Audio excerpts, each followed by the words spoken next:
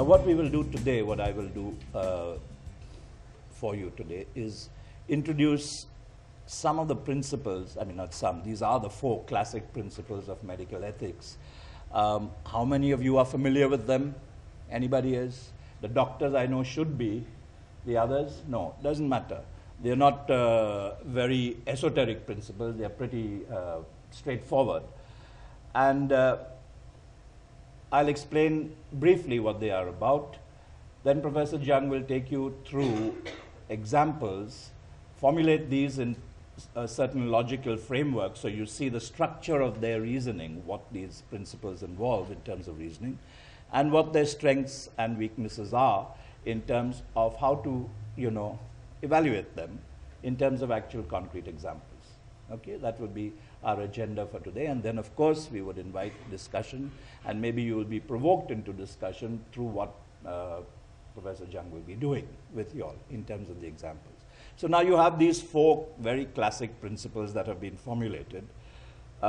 These were formulated, after the Second World War, during the after the Nuremberg trials, and because of all the atrocities that were perpetrated. And so you had the Nuremberg Code, and what developed out of that was that medicine as an institution cannot act ethically unless it adopts these 4 principles. What I want to point out to you is that these principles are not exclusive to doctors, yes? So that you cannot say, when I'm sitting in my dispensary, when I'm acting as a doctor, this is fine, I'll adhere to them. After that, these principles don't hold. They hold for all human beings, as you can see. What the principle of beneficence says, very simply, the Latin word is benefacere, that is to do good. Okay, it's as simple as that. And what it exhorts a doctor to do is that it is his duty to benefit his patients. So in acting as doctor, he must aim at a result through his action that would benefit his patient.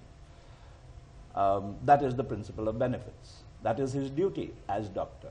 Now, you can see that that is not only a doctor's duty.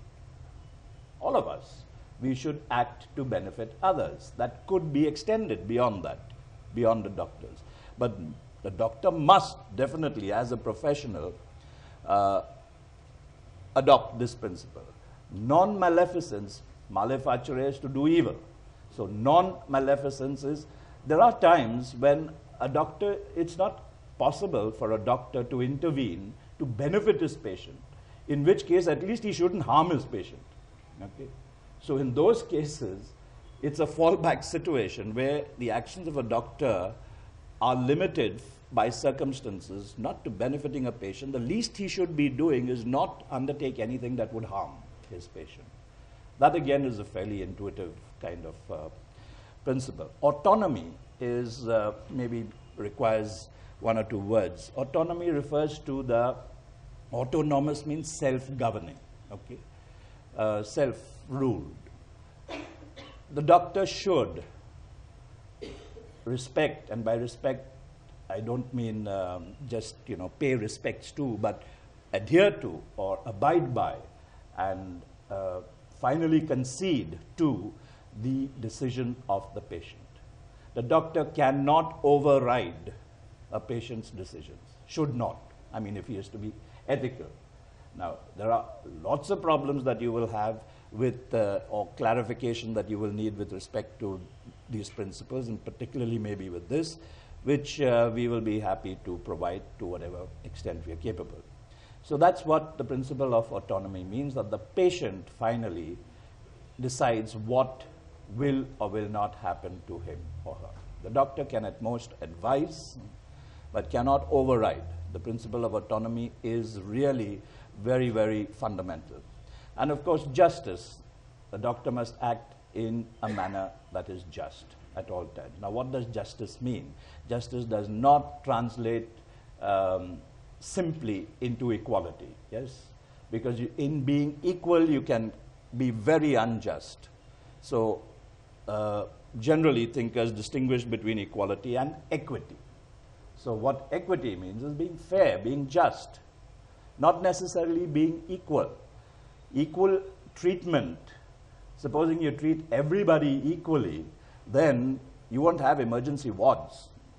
An emergency ward is precisely that some people have to be given preferential treatment in order to be just, okay, because they have come with, I mean, they may have come later than others to the hospital, but they have come with a more life-threatening kind of situation, and therefore you would have to, justice would demand, you see, justice would demand that you engage with them first.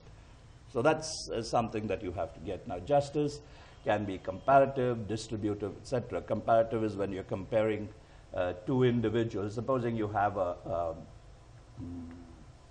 criminal and the Prime Minister of India, both coming in for treatment at the same time in the emergency room. Whom are you going to treat first? What would justice demand of you? Okay, that you treat the Prime Minister first, and why? That you treat the criminal. Maybe the criminal has come fractionally before the Prime Minister. Stretcher was moved in before the Prime Minister. Stretcher was moved in. So he has probably a greater claim to being treated before the Prime Minister. But he's a non-criminal.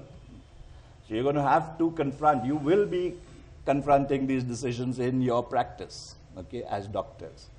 So that is the issue of comparative justice. There is also the issue of distributive justice. How do you distribute the resources? No hospital, no doctor has an indefinite bag of resources from which to cater to. So how do you distribute? How does a hospital distribute its resources of cardiac care or you know, heart-lung machines or whatever else? If somebody requires it for a longer duration and somebody else requires it immediately, what are you going to be doing? Distributing the resources which are probably axiomatically going to be scarce. No society has a superabundance of resources. Every society, including the most developed ones, will have certain resource constraints, in which case then how you distribute those resources will be an issue of distributive justice. Okay? Now, you must recognize that these principles are not, insulated from each other, in the sense that you can work the principle of beneficence without it coming into conflict with the principle of, let's say, autonomy. That is the most clear case of where two principles can conflict. A doctor might, all of us might clearly see that it is to the benefit of a patient to undergo a certain treatment, a certain procedure. But you have to respect the autonomy of the patient, and the patient might decide against that. So here is beneficence, your duty to do good, which is coming into conflict with your duty to respect the autonomous decision of the patient. So beneficence can very easily come into conflict with autonomy. And beneficence and non-maleficence could be the same. Each principle could conflict with the other, okay? But it's not only that level of conflict. You can have conflicts, let's say, between two principles on the one hand and a third principle. So what I'm trying to get at is that these four principles, if they are to be put into practice, can generate conflict at various levels between themselves. One-on-one, or if you adopt two, then you're going to be violating a third, or you'll have to decide between these two and a third, and so on. This is what I wanted to bring to your notice as an introduction. Now I think Professor Jung has finished getting his examples together, which he was desperately trying to do for PowerPoint presentation.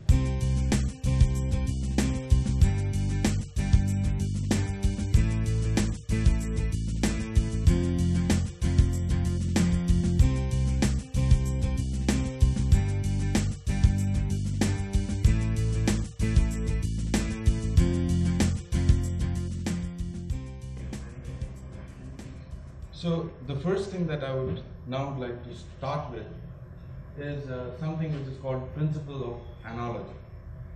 Now this is a very old principle, and the purpose or the statement of this principle is this, that if you decide, if you are to decide morally between option A and option B, and supposing you decide, okay, you have chose A over B, Now, there is a principle under which your choice is based. So either you have thought like a utilitarian, talking in terms of benefits, or you might have thought as an egoist, or you might have thought as a deontologist, and you have decided in that particular situation.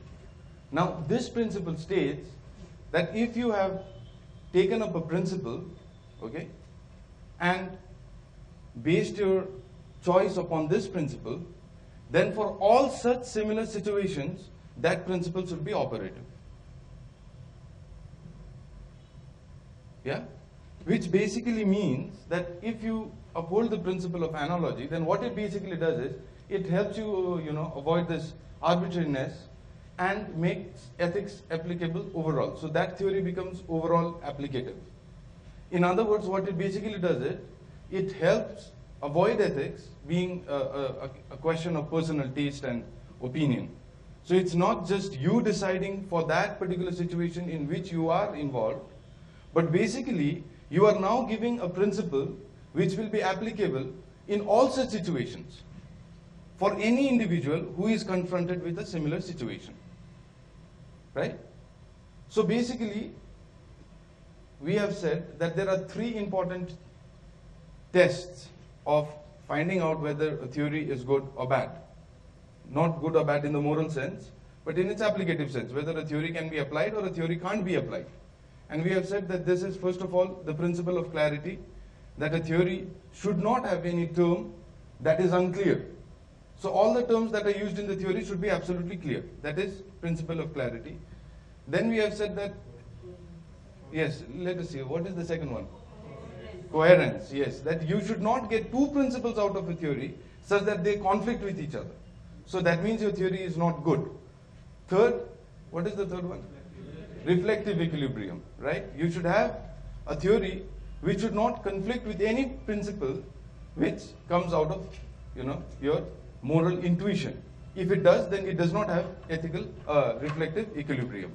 Apart from that, you also have to keep this in mind, principle of analogy, which states that if you have based a theory and this theory decides, okay, that you choose A over B in a particular situation, then it should be applicable overall, such that in any such situation, any individual who confronts this situation will also make the same decision.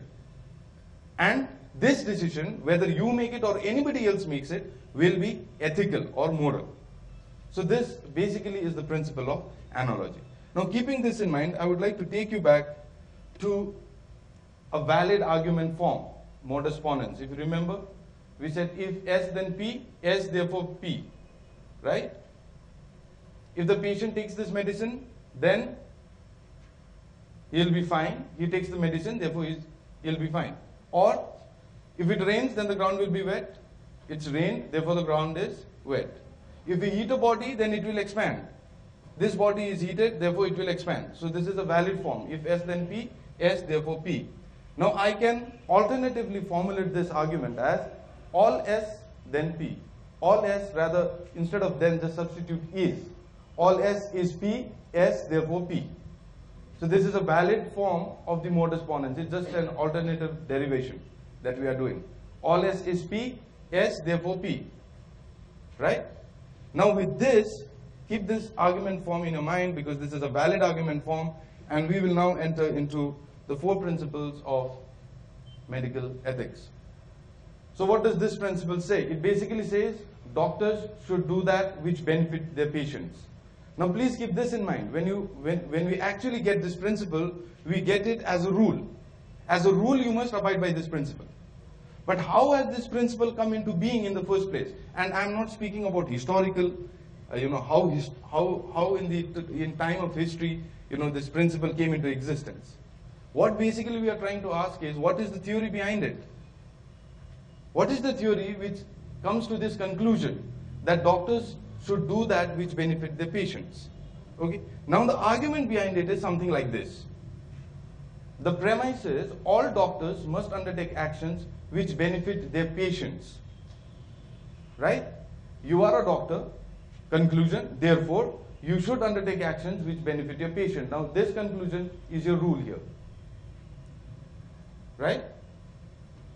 Now if you see this, then the problem with this principle begins here. Now according to this particular principle, what it basically tries to tell you is this, that actions which lead to the benefit of the patient is good, or it will constitute a moral behavior. If you accept this, then you have to clarify what benefit means. And this is precisely what is not clear. And that is why we have so many problems in medical ethics. The basic problem is because we have not yet outlined what this benefit means. Basically, it would mean what? Economic benefit, physical benefit, social benefit, spiritual benefit, emotional benefit, what sort of benefit? So this is itself not decided explicitly. See, if you just don't consider this, don't even consider this, then we think that we understand what the principle means. So we think that we intuit morally what benefit would mean, what the benefit of a patient would mean. But if you start analyzing it, then you will find that basically this term benefit is very ambiguous. It is not clear. Because if you, and please keep in mind, if you take only one of it, then it's fine. But it will conflict with your, it will conflict with the principle of reflective equilibrium. You can't just say that the doctor is to look for physical benefit.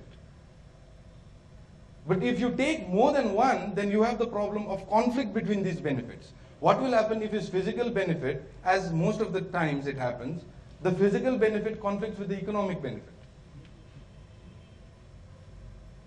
You see, so then you land into trouble.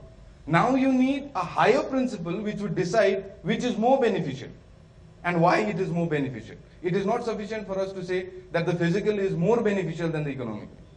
You would also have to state why it is so, and for that you would require a higher principle, which becomes another problem. In other words, though this is taken as a duty, the principle underlying it is a utilitarian principle, because it's saying that is good which benefits the patient. But you have seen that in the utilitarianistic ground, there is a problem of how to quantify this quality. Now, how will you quantify the benefit?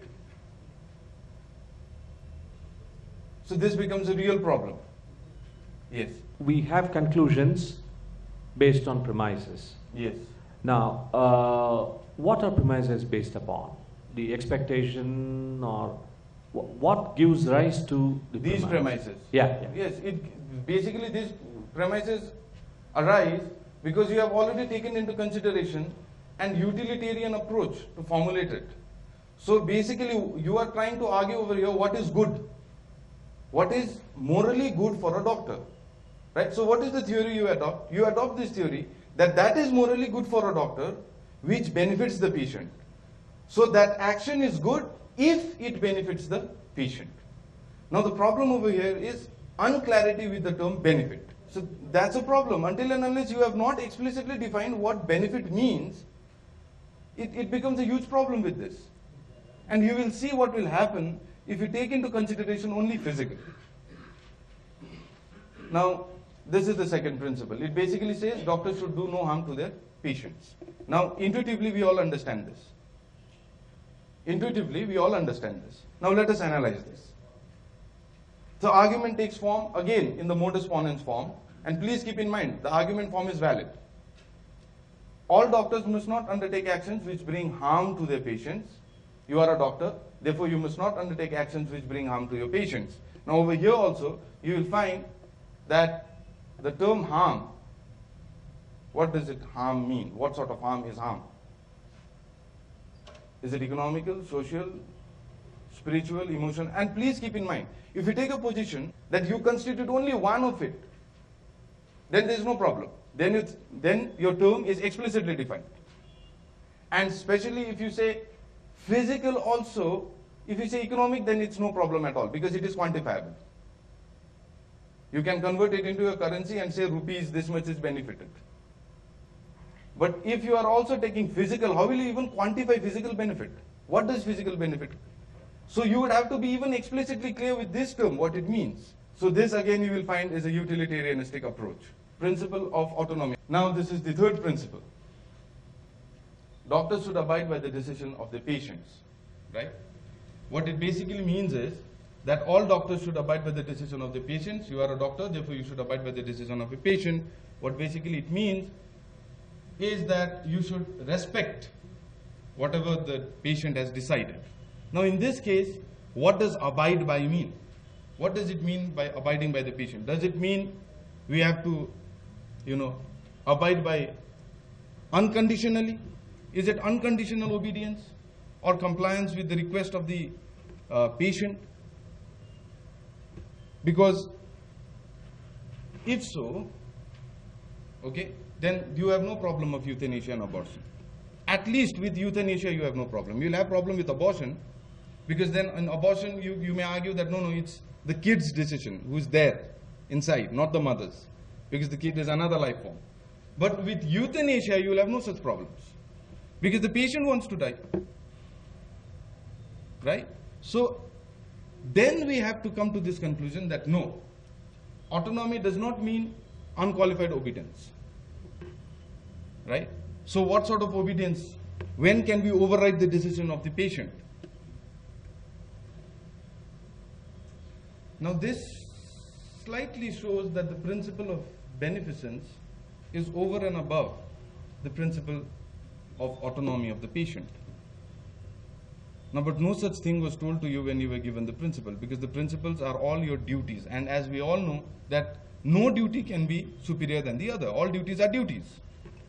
But here you will see that one duty is superior over the other duty. If you do not accept this, that if you say that no, all duties are at par, then as you can see, the problem of euthanasia will totally disappear. Now the fourth principle, principle of justice, okay, doctors should act in a manner that is just, which we all understand intuitively. The argument form takes this way: all doctors should act in a manner that is just. You are a doctor, therefore you should act in a manner that is just. Again the same problem comes: how will you decide what is just? So what is just? In terms of benefit? And most of the time, yes. Now if it is based on the terms of benefit, again the term benefit must be clarified, which brings us back to principle number 1. Again, it appears that it's a utilitarianistic approach, and you have the problem of quantifying a quality. Now this is the problem, even if you single out one as benefit. Supposing you say only physical is the benefit, then the problem is, how will you quantify this quality? How will you quantify a quality? Your ECG readings? Is that how you quantify? Will you agree with the quantification of a quality on the basis of your ECG readings and the readings of a heartbeat? No, because it is intuitively not what you are looking for. You will see that something is missing there. Is this what you mean by benefit? That is heart rate, the beating of the heart at this rate, blood pressure at this rate. Is that what we mean by benefit? So how will you quantify a quality? And this problem, please keep in mind, is a problem of all sciences. It's not a problem only faced by medical ethics. It's a problem of all the sciences. Physics face this problem. But in physics, you quantify all qualities. And that's why it's so accurate. You can quantify all qualities. In fact, there's this saying that physics is nothing but quality quantified. So when you quantify all the qualities in the universe, you can have an absolute physics of all the universe. As long as you fail to quantify a quality, you cannot have physics. So therefore, when a poet will see when a poet will be seeing the color red, a person who is doing physics will be seeing 10 mu. He will be seeing the wavelength. Now, are you ready to reduce an individual, a human being, to this level, to the level of 10 mu? And by that you constitute benefit. Now, is that acceptable intuitively? Now we have to understand that it is not quantifiable in this sense, because it is a much more complex level than what physics is dealing with. The level of complexity that you all are dealing with is so high that it's not basically possible, at least till this moment, theoretically, to have a quality which can be quantified in terms of benefit. In terms of benefit. Because by the term benefit, we do not mean a quantifiable quality. At least intuitively, that is what, when we say that I have benefited him, I don't mean to say that I have brought his heartbeat down to this and that. You mean to say that you have given him back a good health. Now, is this good quantifiable in purely physical terms? And if not, then we will have to be really explicit about what it constitutes in. Why do you want to quantify it? Let the patient decide whether he is benefited or not. Right? No. Yes. Now, if you let the patient decide, what will happen if you think the patient is benefited, but the patient thinks the patient is not benefited? In other words, this is basically why we do not want a subjective value. If you say that the patient will decide, then the term benefit will become purely subjective. So there is no question of deciding and arguing and debating. The patient says the patient is not benefited, end of the story. That means you have not fulfilled your duty. Are you ready to do that? No, I am not asking you in an empirical sense. Even theoretically, it does not comply with the principle of reflective equilibrium. Because you can't have a subjective feeling as far as benefit is concerned. So you have to have certain parameters, and you all know by now that since this is a utilitarianistic principle, as you all said, it is very difficult to quantify the benefit, because it's like quantifying happiness, quantifying satisfaction. How will you quantify this satisfaction? So this is basically the problem that we have to face. Usually we operate only with the principles. The 4 principles, we operate with them. But intuitively we think we even understand what it means. But when you start analyzing it, and you will, why I am doing this is not to show you that, see, this is very confusing. Why I am basically doing this is with the purpose that you have to understand that problems in medical ethics arise only because of this. All your problems in medical ethics, okay, can be reduced to one of these problems. Now here you are seeing that there is a problem with the term just itself. Because even if I ask only in this room, confined to this small gathering, you will not agree upon one single definition of just. I have a question to the group, or to myself rather. And when we talk about this benefit, if the patient has to measure it, if we are treating an unconscious patient, comatose patient, who will decide it? The friends, the parents, or the doctors? Exactly. That just enforces my point. What I'm basically trying to say is this, that there are different levels of complexities, and we tend to think that there are no such complexities involved. But there are. Even when you make a simple research project and say that the conclusion shows that the villagers will be benefited, are you saying they will be physically benefited? Or the benefit here has a much more wider connotation. Now somebody might come and argue, no, they won't be benefited because these are the problems. Now see, the term benefit over here, okay, is that which produces this confusion. Now if there is an explicit definition of what benefit would mean, then all these problems would disappear. In fact, there would be no problems. They would dissolve. These problems would simply dissolve. Now for example, let me put forth another question which I think is very important for all of us to think. What is the telos, or basically the essence of a doctor? What is a doctor supposed to do? Now treat patients means what? Reduce him of his suffering or prolong his life? What will happen if both of them conflict? In the case of euthanasia, you want to reduce the suffering, but to reduce the suffering you have to negate that you don't want to take the patient closer to death.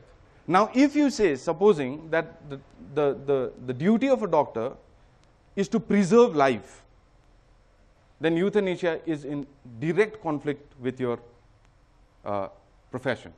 Entire realm is complex, and there is less clarity than desirable. What we look for from you is a decision-making process.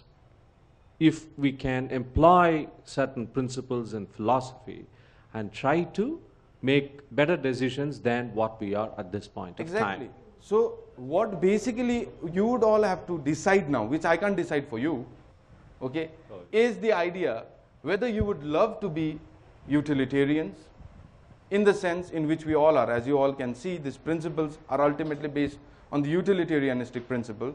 And if so, how do we account for these unclear terms? These terms which are unclear, how do we account for them? So we now have to make it more explicitly clear, and such that the community accepts it. It has to be community, the acceptance of the community is very important in these cases. You can't come up with a definition of benefit which only you will agree with. Right? This is why I am telling you that it is not as simple as is the case in physics. So can I make a suggestion Yes. here?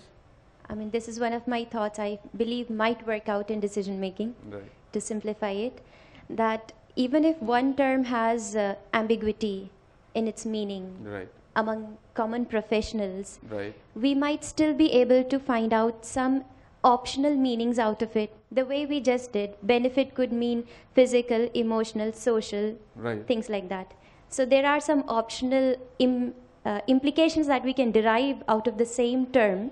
Right. Now, can we have some hierarchical priority within the shades of meanings, and then say that if the first hierarchy is satisfied, okay, we follow that. If the first one is not possible, maybe the next which comes in priority list could be followed.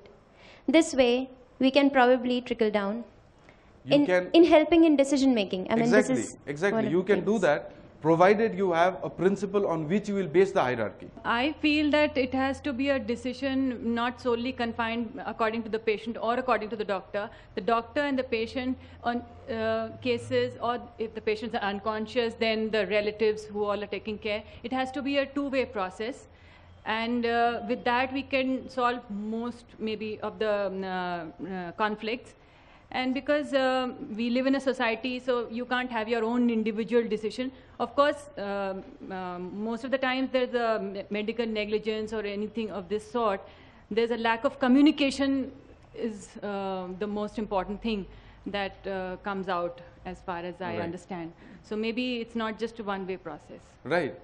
No, it's not. That's what is meant by saying that everybody must abide by this rule. It's not only meant for the doctors, meaning it's not that only the doctors have to be moral, even the patient has to be moral, right? So the process is, of course, definitely both ways. But the issue is exactly this, as Sir rightly pointed out. I mean, how do we solve these issues? And I would like to recall what we said in the beginning of the session, of the 6th session, that we are not here to provide you solutions of how to solve issues, because let me be very explicit. There are none. There are none which theoretically satisfy all the conditions that we have all nodded our heads and said, yes, they must be satisfied. There is no theory which satisfied all of these conditions. So, in other words, we have to, instead of being theoretically oriented, okay, we have to be oriented into a functional domain. That is what we are all trying to, that's coming out. In other words, that we have to see how we can function in a society morally. With a theory, with all its limitations. The theory may have all the limitations, but despite this limitation, how do we make it functional in a society? Right? And this functionality within a society, according to what we discussed just, cannot operate if you are basically unclear with the terms that we all deal with. If benefit means something to you and benefit means something to me, we are not talking about the same thing at all. So most of the conflicts, if you see, you will find that is based on this, that you are not talking about the same thing most of the time. That we are not talking about the same, though we are talking about benefits, the patient is also talking about benefit, the doctor is also talking about the benefit. But what is only common is the utterance benefit. They mean something else. So in a functional stance taken towards ethics, we would have to operate with a minimum degree of clarity with the terms we intend to take. Now, why is the principle of analogy so important? As I told you before, that it makes things very subjective. If the principle of analogy is not operative, then it basically again gets confined to your opinion of what is right in that particular situation, so on and so forth. But we have now engaged in discussions. The example that I was thinking about is what is given by Martin Cohen in his favorite book. It's called Designer Babies. Now this, as you all know, is a huge moral issue, right? Apart from this argument, which I want to leave aside, the argument of playing God, that the first line of attack is this, that who are you to play God? We will keep that line of argument aside. Besides that, why is this thing immoral? What will happen is that we will be seeing cases in which there are certain specially challenged children, and when we have designer babies, there won't be any room for that. Everything will be perfect utopia, and where will we finally learn to appreciate the other things of the world? Right. But as I told you, if you keep this aside, I have plenty of objections here. One is, what happens to an atheist? And why call a child a gift of God? Those who don't have child, are they deprived of the gift? B. Yes. And I think it's from the current societal norms, we tend to judge that designing a baby is not right. Okay?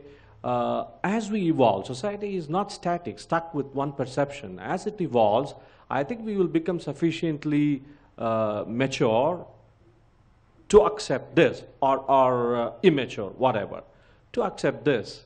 So I see nothing wrong in that. so basically why are we, yes, I would like to put it this way. I want a child with green eyes. yes.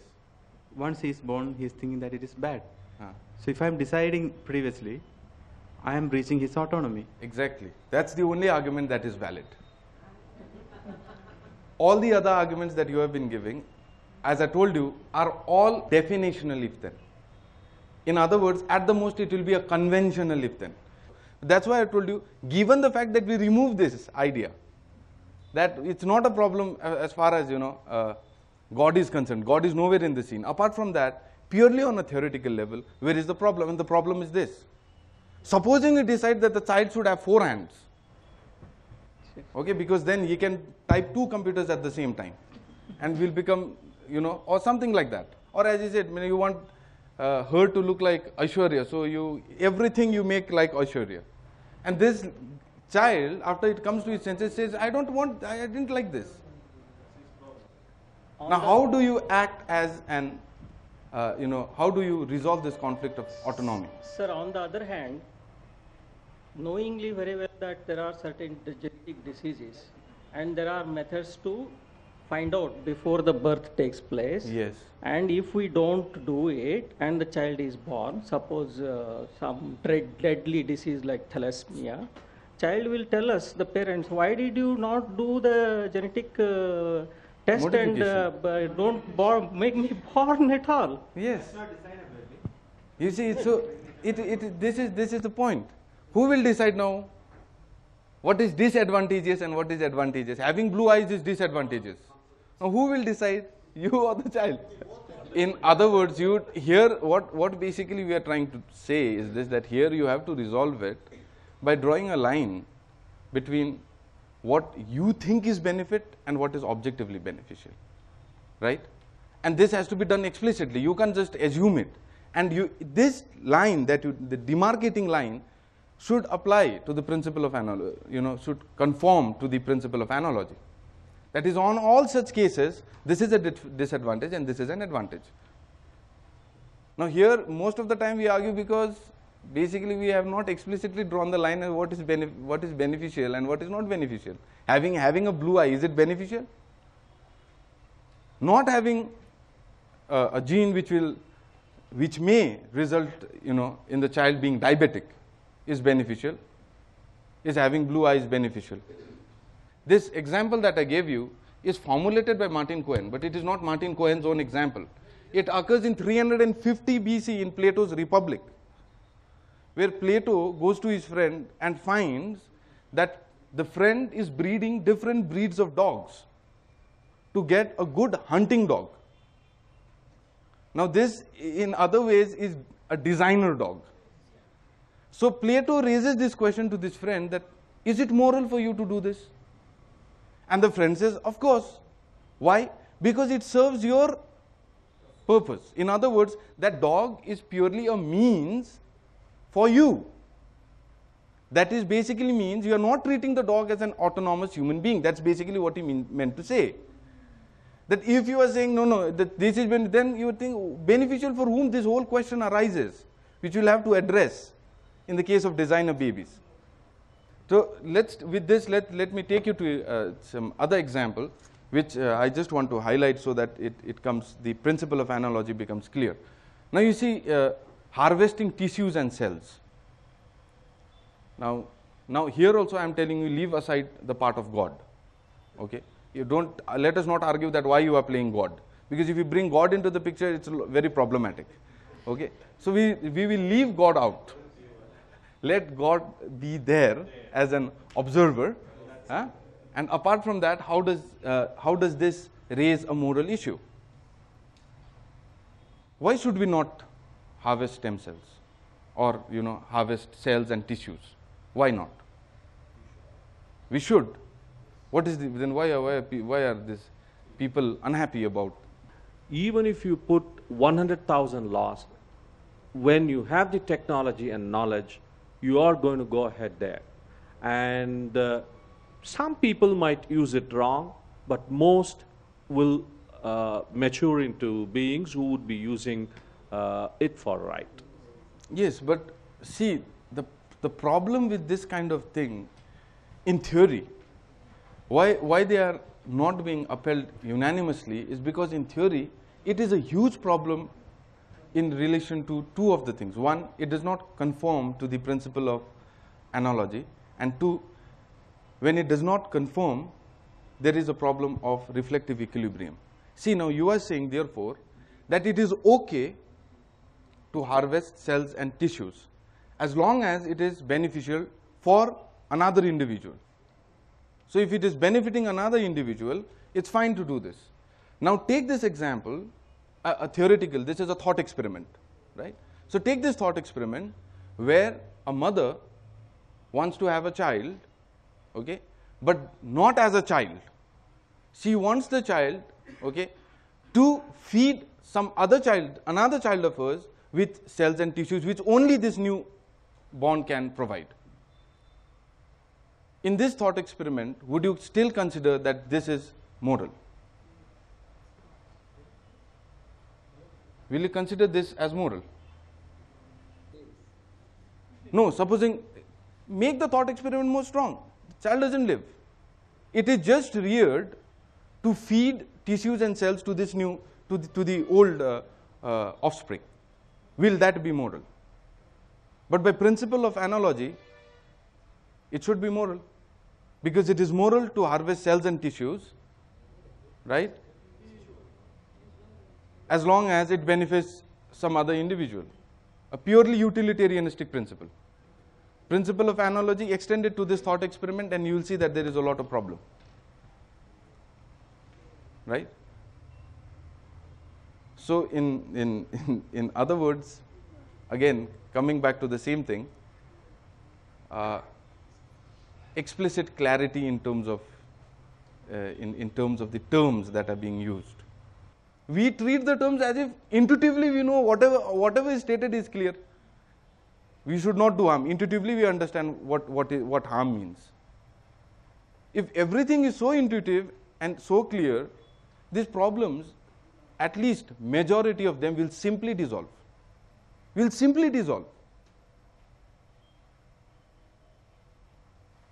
In other words, the if then that the basic arguments of medical ethics are based on is conventional or definitional. When we talk of animals or say plants, so there the physical benefit and all doesn't come to play. There it's a different level of complexity. It's a different thing. So here I think for it is because we are talking of human beings, that is why we are talking of the physical thing. Yes. Actually when ethics comes, it is more of emotional, social, spiritual and all those things, because if otherwise if we take plants, then there we don't, like if we want to experiment with plants, research ethics may be involved, work ethics may be involved, but other ethics like consent or something like that, there's no question. Yes. No, see, that is what you feel.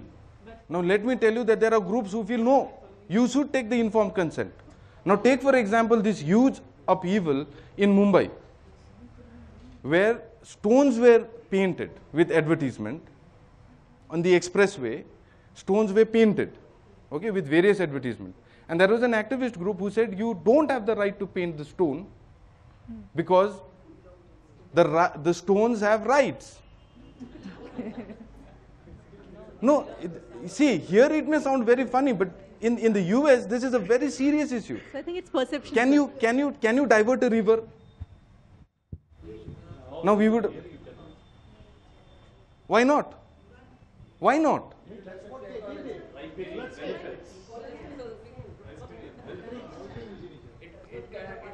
See, in other words, it simply means whether you treat anything apart from human beings as ends in themselves, or do you only construe them as means? If you construe them as means, then there is no problem. But if you construe them as end in themselves, then there is a lot of problem. And as I always say, in philosophy, no discussion is short.